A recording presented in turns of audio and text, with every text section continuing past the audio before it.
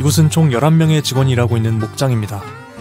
1명의 관리자, 8명의 목장 일꾼들, 1명의 시설 운영자, 그리고 1명의 요리사, 이렇게 구성되어 있죠. 1863년에 처음으로 설립된 이 목장은 주로 소를 기르는 목장입니다. 직원 수로만 보면 작은 규모의 평범한 목장일 것 같은데요. 사실 이 목장의 면적은 이스라엘보다도 큽니다. 이스라엘 국가 전체 면적보다요.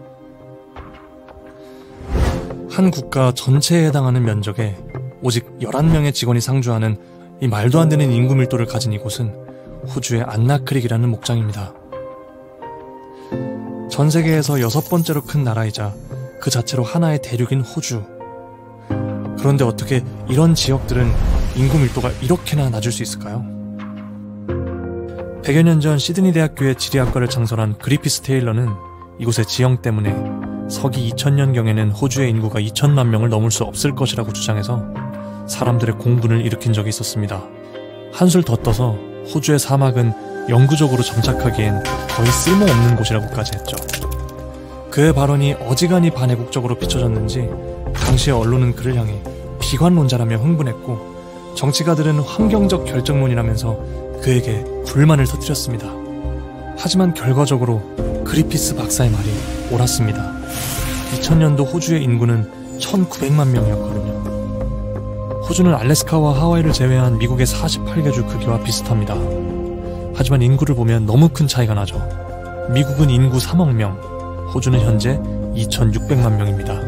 호주는 한국에 비해 77배가 큰 반면에 인구는 5100만 명의 한국의 절반밖에 되지 않습니다. 이렇게 면적 대비 적은 인구를 가진 호주인데 그 안을 들여다보면 더욱 흥미로운 상황이 펼쳐집니다.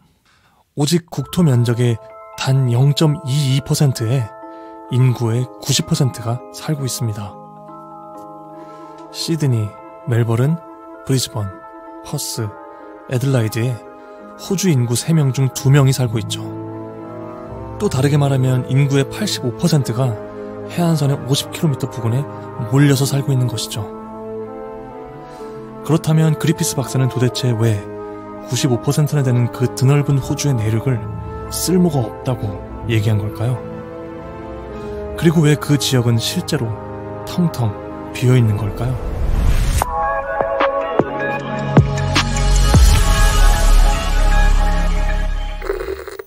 여러분, 비가 오는 원리를 아시나요? 비가 오려면 구름이 있어야겠죠. 그 구름이 만들어지려면 수증기가 상승해서 응결이 되어야 합니다. 이 응결된 빙정이 녹아서 땅에 떨어지는 게 비이니까요. 즉, 수증기가 상승할 수 있는 조건이 되어야만 하는데 우리 모두가 알다시피 공기를 상승시키는 것은 바로 열이잖아요. 그런데 호주의 대륙 아래쪽에는 남극이 위치하고 있어서 남극 환류라는 차가운 바다 해류가 서쪽에서 동쪽 방향으로 호주 대륙을 건드리고 이것 때문에 일단은 수증기를 상승시킬 만한 충분한 열이 만들어지지 못합니다. 그럼 비가 만들어질 수 있는 또 다른 조건은 뭘까요? 습한 공기가 다가오다가 산을 만나 산지를 타고 올라가게 되면 상승한 공기는 또 응결되어 비가 될 수 있겠죠. 이를 지형성 강우라고 하는데 문제는 호주의 산들 중 해발 600m가 넘는 곳이 호주 전체 산의 단 6%에 불과하다는 것입니다. 가장 높은 코지어스코 산이 해발 2228m인데 다른 대륙들의 산들은 최소 이 높이의 2배 이상이 넘죠. 지형성 강우가 만들어질 수 없는 조건입니다. 또 호주 대륙은 남회계선에 걸쳐 있어서 아열대 고기압대에 위치하고 있다는 점, 정기적인 엘니뇨 현상 때문에 무역풍이 약해진다는 점 등 쉽게 말해 비구름이 만들어질 수 없는 지리적 지형적 조건을 모조리 다 갖추고 있다는 이야기입니다.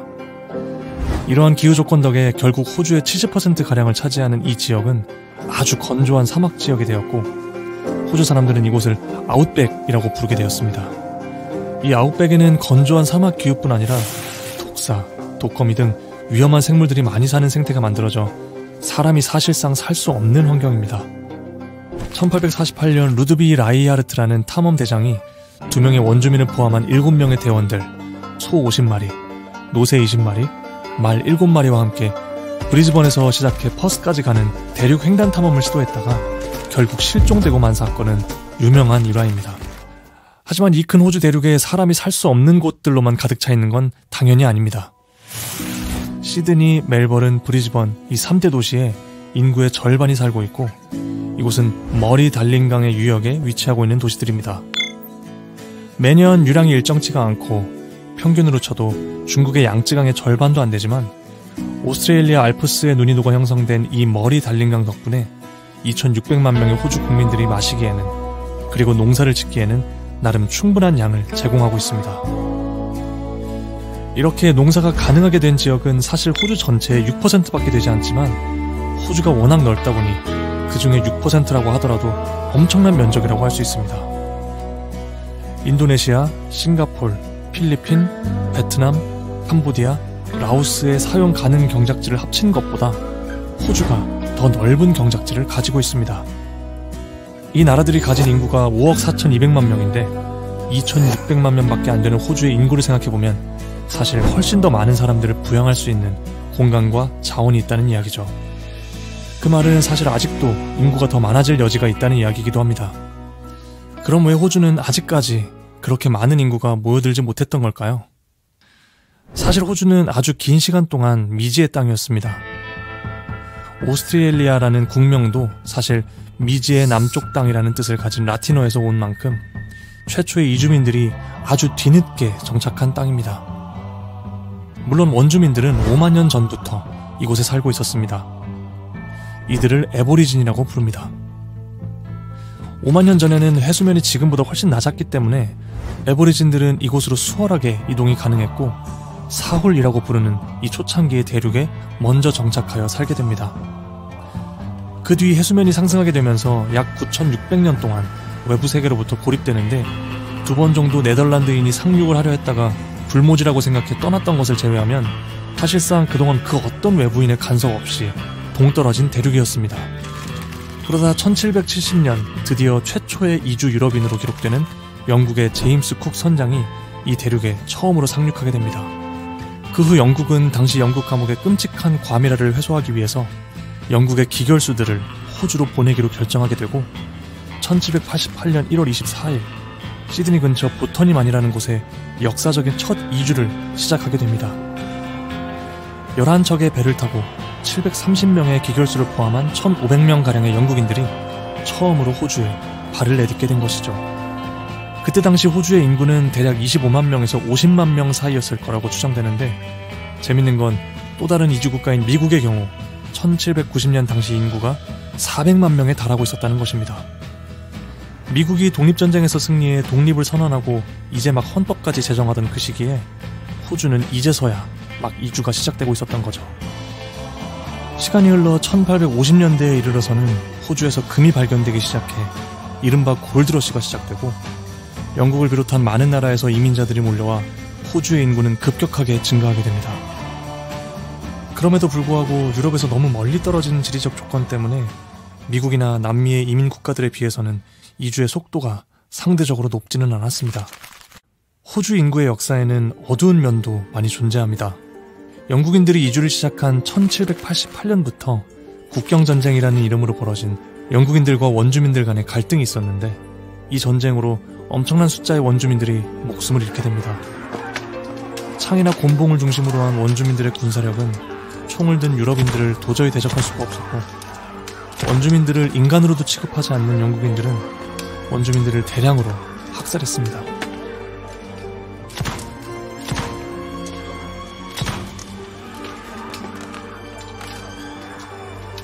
이런 갈등은 수백 년간 멈추지 않고 이어져 심지어 1900년대 초반까지도 일어났죠. 이 기나긴 전쟁으로 결국 10만 명이나 넘는 원주민들이 목숨을 잃었습니다. 또 이 영국계 백인들은 골드러시 이후에 유입된 외국인들, 특히 청나라에서 넘어온 중국계 노동자들에 대한 심한 반감을 가졌는데 1901년 백인 이외의 유색인종에 대한 이민을 배척하는 이른바 백호주의 정책을 시행했습니다. 매년 수백만 명의 이민자들을 받았던 이 당시 미국과는 달리 호주는 이런 정책으로 이민자들이 적극적으로 유입되지 못했습니다. 1, 2차 세계대전을 겪으며 전사자로 인해 남성들의 인구는 줄어가고 1942년에 이르러서는 다윈이라는 도시에 당시 호주 인구의 10배 정도 되었던 일본 제국이 폭격을 가하면서 호주는 비로소 아주 큰 충격을 받게 됩니다. 국방과 경제를 위해서라도 인구를 늘릴 필요성에 대해 인식하게 된 것이죠.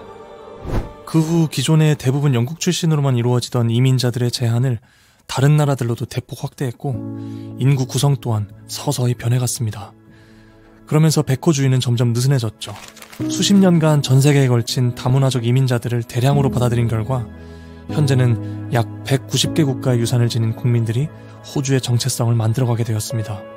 1956년 혁명에서 피신해온 헝가리인들, 1968년 소련의 침공 이후에 온 체코인들, 남미와 중동에서 정치적 박해를 피해온 사람들, 1970년대 수천 명의 베트남 보트피플들, 1990년대 6.25의 내전 난민 등 이들 모두가 호주를 현대적인 다문화 국가로 만든 구성원들이죠.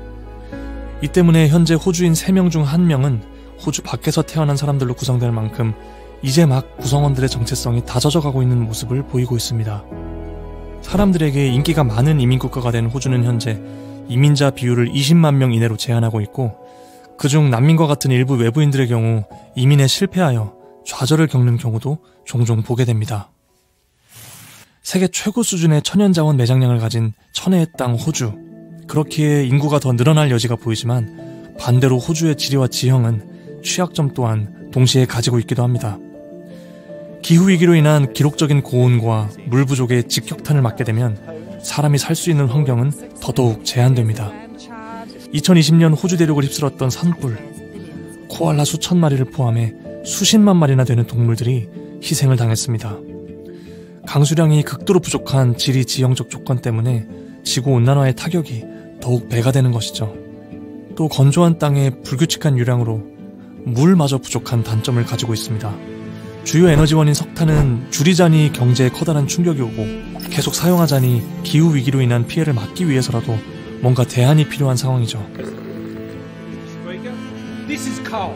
Don't be afraid. Don't be scared. The treasurer knows the rule on crops. It's coal. 또 아직까지도 인종차별과 불평등이 남아있는 모습을 보이는가 하면 외교 안보적인 차원에서 호주의 지리적 위치는 현재 호주를 계속해서 중국과 긴장 상태에 놓이게 만드는 필연적인 원인이 되기도 합니다. 천혜의 환경과 건조한 기후를 동시에 가지고 있으면서 현재 진행형으로 현대적인 다문화 국가의 정체성이 만들어지고 있는 호주. 호주의 인구는 앞으로 어떻게 변하게 될까요?